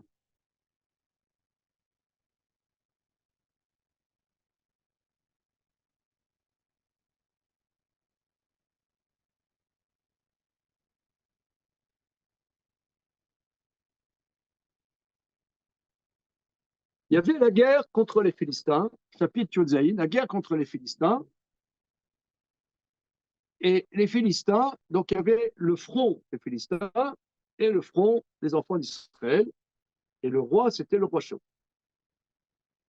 Les Philistins ont trouvé un stratagème. Ils avaient un héros monstrueux qui s'appelait Goliath, dont on a parlé au début de Goliath, Shemo, Goliath, son nom. Et le verset dit, il faisait 6 coudées de haut et un zéret. C'est-à-dire 6 fois 60 cm, ça fait 366 cm. Donc, ça veut dire 6 amotes de haut. Une amas, je vous fais ça pour 60 cm, 6 fois 6, 36, 3 mètres 60 et un zéret. Un zéret, c'était 5 cm. On va dire 6 amotes, pourquoi? Et 5 cm, parce qu'il était fier. C'est grâce à ces 5 cm qu'il était dans le livre Guinness des records. Ça veut dire, il est, moi, je dépasse les autres géants de 3 cm. C'est ça, les champions. Les champions, c'est à quelques centimètres. Je suis le champion du monstre. Le monstre champion en livre Guinness des records. Et il arrivait,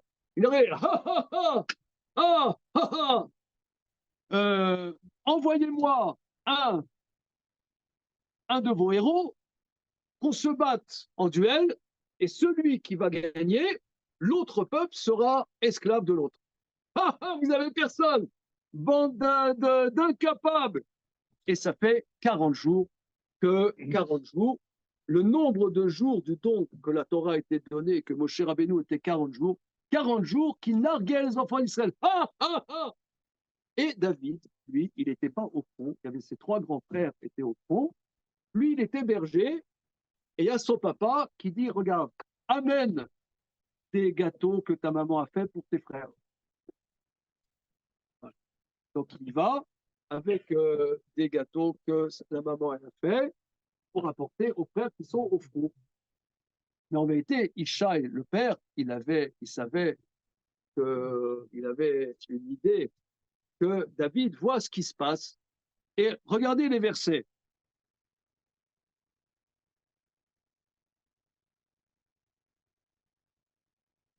Verset, chapitre, Aleph Yud Zaïd, verset 4 d'Aleph. Vekol ish Israël, birotam et ish, vayanusu mipana veirume. Tout homme, quand il voyait cet homme, il fuyait devant lui, ils avaient très peur. Vayomer ish Israël aritem aish, a olé azé qu'il est charef.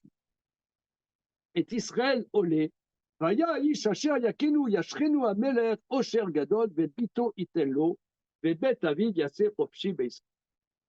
Tout homme d'Israël dit, vous avez vu cet homme-là qui vient pour faire honte à Israël, et l'homme qui le frappera, le roi l'enrichira, lui donnera sa fille, et la maison de sa famille sera libre dans Israël, c'est-à-dire libre, ne sera plus corvéable pour les travaux du roi.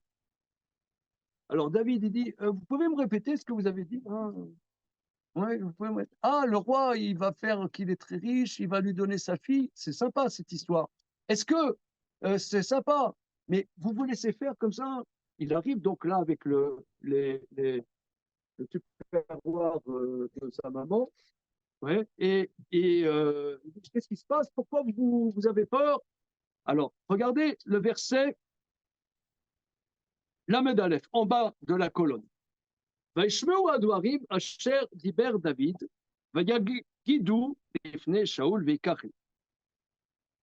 Ce que David disait, que quoi, il est prêt à affronter ce monstre, ça a été entendu, et on a rapporté à Shaoul, et on l'amène devant Shaoul. Vayomer David el Shaoul. David, donc c'est le petit berger, il dit à Shaoul, Alipol lev Adam alav, avdecha yeler, penilcham imapel ishti az. David dit à Shaoul, que personne ne soit déprimé, que personne n'ait peur, ton serviteur, c'est moi-même, j'irai, je veux affronter ce Philistin. Vayomer Shaoul el David, verset la colonne de gauche. Vayomer Shaoul el David, לא תוכל ללכת אל הפלישתי הזה להילחם עמו, כי נער אתה והוא איש מלחמה מנעוריו. Shaoul dit, regarde, tu me demandes quelque chose d'impossible. Comment pourrais-je mettre le destin du peuple juif dans la main d'un petit jeune berger comme toi? Tu m'es très sympathique, David. Tu m'es très sympathique, mais je ne peux pas faire quelque chose comme ça. Comment tu veux? Lui, c'est un homme de guerre depuis qu'il est né, et toi, tu es un berger. Tu me demandes, je ne peux pas faire ça. Je ne peux pas faire ça.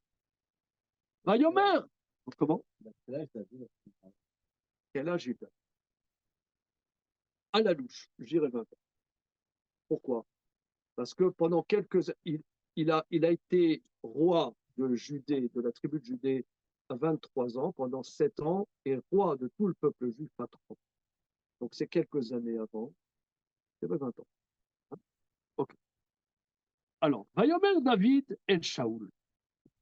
David dit, je vais te prouver, sire, que je peux affronter Goliath.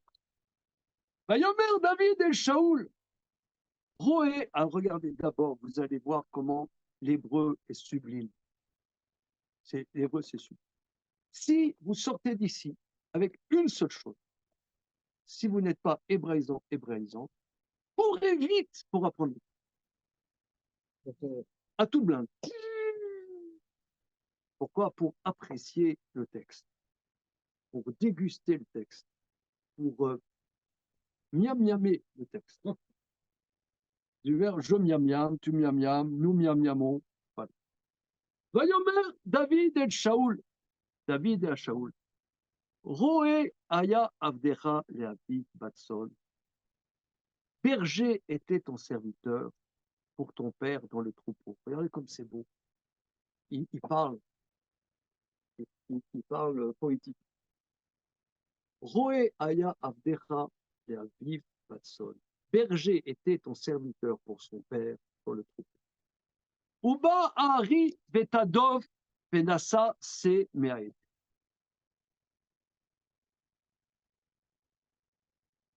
Est venu un lion et aussi un ours et ont pris un agneau du troupeau. Donc j'étais le berger du troupeau de mon papa et il y a un lion et un ours qui ont pris un agneau du troupeau de papa. Entre parenthèses, à part le zoo, euh, à part des zoos, est-ce que vous avez déjà vu des lions et des ours dans la nature en Israël? Non? Je ne suis pas beaucoup baladé, mais je n'ai pas vu. Comment? Ah, voilà. C'est très intéressant par rapport aux changements climatiques et les trucs et les machins. On voit manifestement qu'à l'époque, c'est-à-dire il y a 2700 ans, il y avait des ours et des lions en Israël. Je ne sais pas qu'est-ce que ça signifie d'un point de vue climatique, mais ça signifie sûrement quelque chose. Donc, il était avec berger, et il y a un lion et un loup, et un lion et un ours qui sont en train de se bagarrer pour prendre cet agneau du troupeau. ויצאתי אחריו, והכיתיו, והצלתי מפיו, ויקום עליי, והחזקתי בזקנו, והכיתיו והמיתיו. Je suis sorti après lui, je l'ai frappé, j'ai sauvé l'agneau de sa gueule, il s'est relevé contre moi, je l'ai pris par sa barbe, la barbe du lion, je l'ai frappé, je l'ai tué. Gam et Ari, Gam Adov, Ika Avdecha. Aussi le lion, aussi l'ours a frappé ton serviteur. C'est-à-dire que Rachi explique aussi le lion, aussi l'ours. Il n'y avait pas seulement un lion, il y avait un lion avec ses lionceaux, et il y avait l'ours avec ses petits oursons qui étaient en train de se bagarrer contre moi. J'ai réussi à sauver l'agneau et j'ai frappé le lion, j'ai pris par sa barbe, là, et après, je dis, mais comment j'ai fait ça? Mais comment j'ai fait?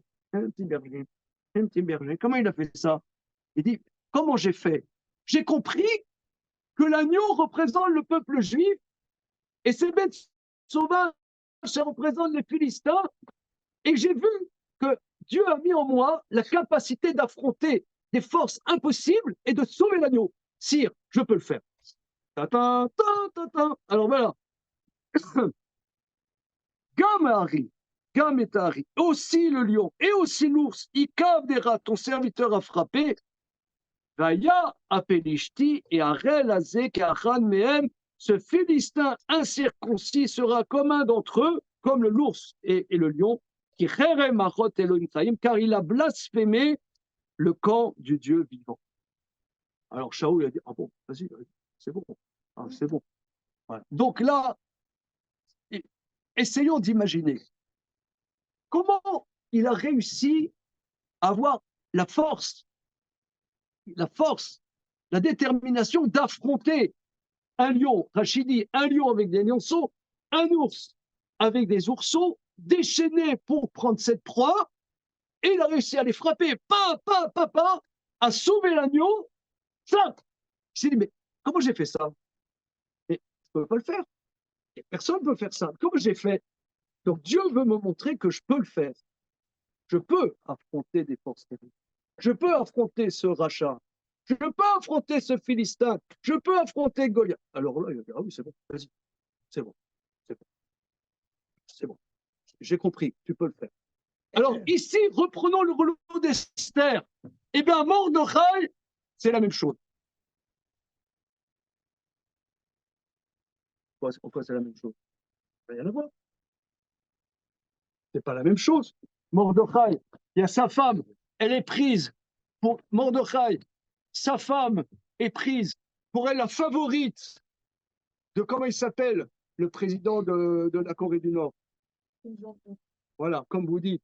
Ou alors, pour être la favorite de Poutine, style, ouais, pour être la favorite de Poutine. Poutine avec je sais pas moi, ses délires mentaux. Et elle, sa femme, la tzadékette, elle est prise, on va voir tout de suite, pour être la favorite, il va la nommer comme impératrice. Et, et c'est une catastrophe. C'est le contraire de David. Comment David? Ok, on comprend que David, il a vu qu'il a des corottes, des forces que Dieu lui a données qui ne sont pas normales. Mais là, ça n'a rien à voir. Et sa femme, c'est la tzadékette. Lui, c'est un tzaddik, comme on a vu, il vient de Jérusalem, etc. Sa chérie, elle est prise. Il dit, c'est sûr qu'il va se passer quelque chose. Qu'est-ce que c'est sûr qu'il va se passer quelque chose? Et d'ailleurs, le verset dit, chaque jour, chaque jour. Et si on fait le compte, pendant 4 ans, il a fait 4 ans,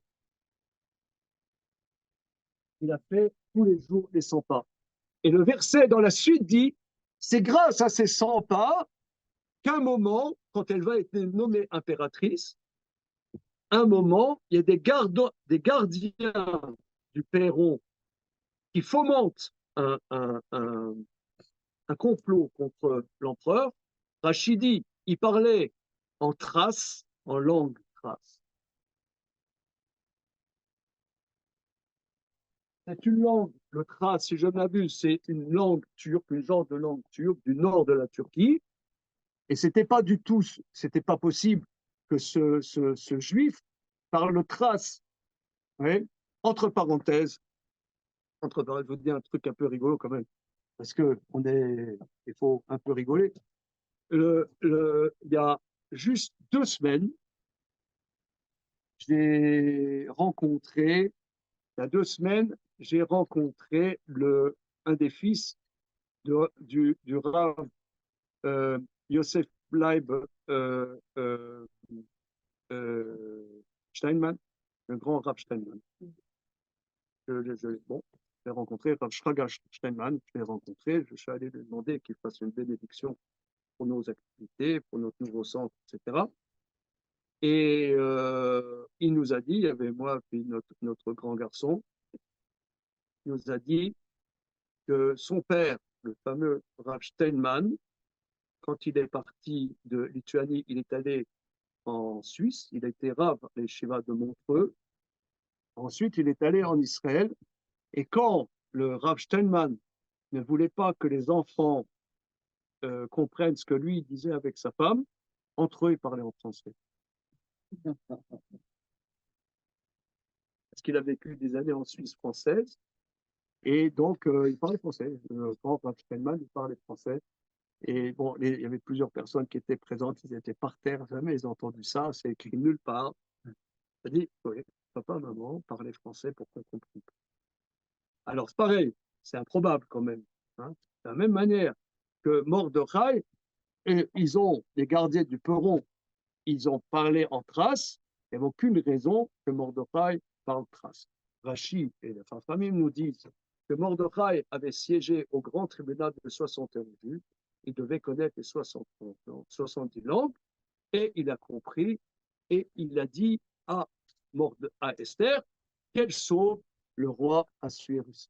Et c'est comme ça, grâce à ça, que Assuérus a écrit que Mordechai, le Yehudi, Mordechai Ayodi, lui a sauvé la vie. Et plus tard, des années plus tard, c'est la 13e année du roi Assuérus que Haman va prendre du galon. Donc c'est des années après, grâce au fait que Mordechai a fait les 100 pas. Mais quel signe de délivrance a-t-il vu dans cette histoire? Au contraire, c'est une catastrophe, c'est le contraire de David. C'est une catastrophe. Où a-t-il vu un siman Yeshua, un signe de délivrance, que sa femme soit prise chez ce rachat terrible? Il dit, si elle est prise, ma femme, qui est Sadéket, elle est prise par ce rachat, c'est sûr qu'il va y avoir délivrance. Mais quelle délivrance? Quelle délivrance?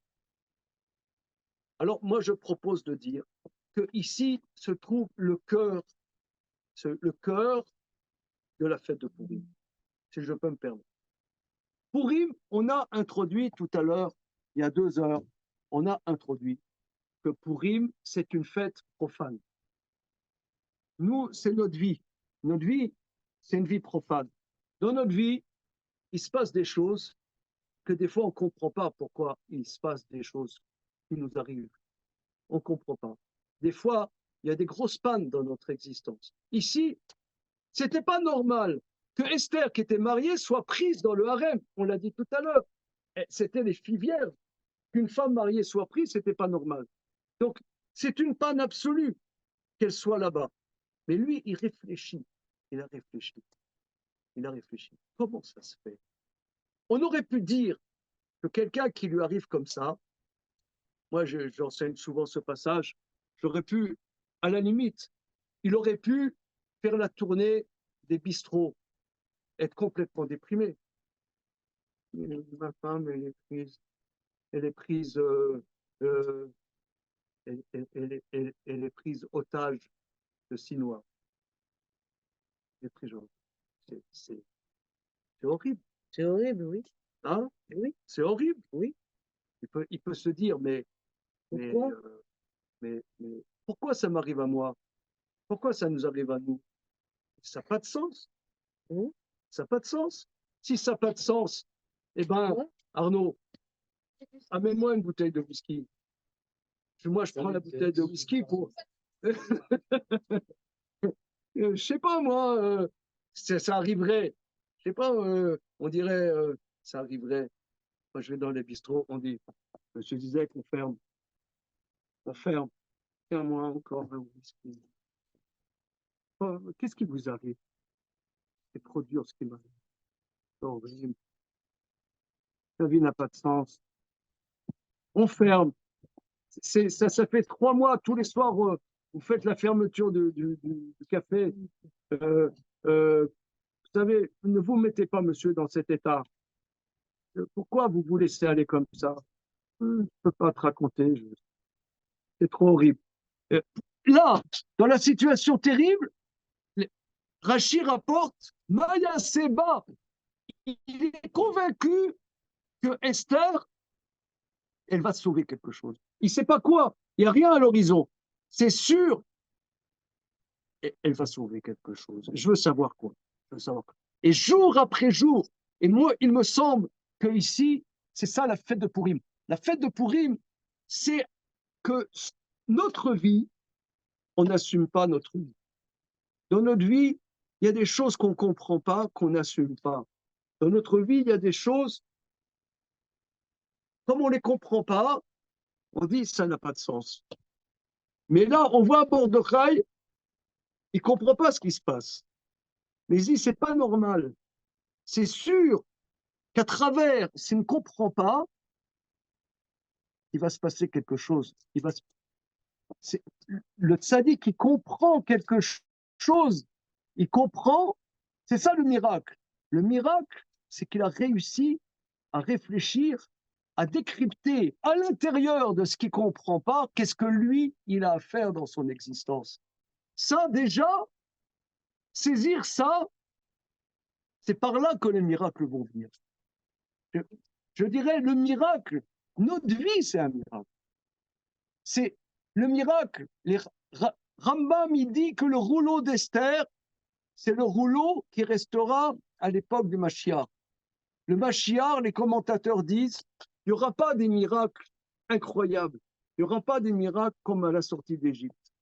Mais les miracles, c'est de découvrir que notre existence, elle est miraculeuse. Notre existence simple, même les choses, même les pannes que nous vivons dans notre existence, ce que nous, on considère c'est des pannes, eh bien, c'est des possibilités qui nous sont données pour qu'il y ait une délivrance. C'est à l'intérieur de notre existence que la délivrance va se passer. C'est pour ça que Pourim, c'est un jour qui pourrait être rien du tout. Les sages, ils n'ont pas interdit. Ils n'ont pas interdit de travailler. C'est comme notre vie. Notre vie, tu peux considérer notre vie, bon, on vit. Ou bien tu peux réfléchir, et peut te dire, ma vie, j'ai des choses à faire dans mon existence. Moi, comme je suis, avec mes particularités, avec ce que je suis, avec ce que je suis, avec ce que nous sommes, chacun et chacune, avec ce que nous sommes, même si on a des défauts, même si on a des limites, peut-être même grâce à ces limites, nous avons un destin chacun et chacune extraordinaire. Et nous construisons chacun et chacune, si on prend au sérieux ce que nous sommes, si nous prenons au sérieux ce que nous sommes, en vérité, à notre manière, on amène de la Yeshua. Les Chachamim nous disent, le Messilat Yesharim, il rapporte ça. Kol asam ochotav ba'olam hazeh zoche beyeshuato shel HaKadosh Baruch Hu. Toute personne qui réfléchit à ce qu'il a à faire, lui ou elle, dans son existence, aura le mérite de voir la délivrance. Kol asam ochotav ba'olam hazeh zoche beyeshuato shel HaKadosh Baruch Hu. La personne qui réfléchit ce qu'elle a à faire, elle aura, et qu'elle prend au sérieux, comme Mordechai, il a réfléchi à ce qu'il avait à faire dans sa vie, il l'a pris au sérieux. Il ne comprenait pas, il ne voyait pas où ça allait mener. Mais il a dit, c'est sûr qu'ici, il se passe quelque chose. Jour après jour, pendant 4 ans, dans l'absurde, il est allé jour après jour. Et c'est de là qu'est venue la délivrance. C'est là qu'est venue la délivrance. On peut réfléchir là-dessus, et peut-être, si vous voulez, j'ouvre la réflexion. Est-ce que c'est l'homme qui amène la délivrance, ou est-ce que c'est Dieu qui amène la délivrance? Comment? Ah, c'est ça, non? On voit que c'est le tzaddik. Le tzaddik, lui, il a mis en mouvement. Il a mis en mouvement que Dieu puisse intervenir. Comment? Hein? Donc là, alors ça, si vous voulez, c'est ça les temps messianiques. La fête de Pourim, c'est un avant-goût. Chaque fête, c'est un avant-goût des temps messianiques. Chaque fête correspond à quelque chose. Mais si on décrypte ce que nous voyons ici, qu'est-ce que c'est la fête de Pourim? C'est la fête, Shabbat on dit, c'est un avant-goût de Olam Haba. Mais Pourim, c'est un avant-goût des temps messianiques. Voilà. Alors mes amis, bonne fête de Pourim. Alors là, un petit entracte, un petit festin, hein, un petit festin. Et cet après-midi, il y a, enfin, dans 1 heure, il y a Rav Aaron Eliashev à qui je passe le relais. Voilà.